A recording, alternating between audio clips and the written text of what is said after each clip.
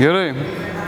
Šiandien su jumis Ramas kilogramas. Ir kaip kiekvieną kartą aš noriu jums pademonstruoti arba vieną iš taisyklingos mitybos receptų, arba žinoma, kaip reikia sportuoti.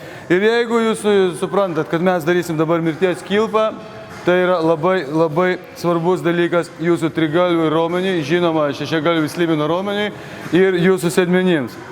Aš esu ne kartą daręs, šiandien aš imu tik tai 180, ne patį geriausią rezultatą, truputėlį paim, gerai, viskas matosi. Ir žinoma, kaip tai reikia taisyklingai daryti. Pirmiausia, jūs turite save stipriai užmotyvuoti. Kaip tu gali save motyvuoti? Motyvacija visą laiką glūdi tavy, bet tavy yra, kas tavy yra? Baltymai, angliavandeniai ir mineralai. Ir jeigu tu, pavyzdžiui, turi mineralų, tu iš karto išgeri mineralų. Aš nenoriu garsiai sakyti, čia daug slabako aplinkui, tai kad jie nematytų ir ne visiems reikia pasiekti tos rezultatus, nes reikia kreiptis į mane, jeigu reikės, arba pirkti mano knygas, arba mano Facebook'e ir blogą registruotis. Žodžiu, kai tu save gerai užmotyvuoji, kaip sakyt,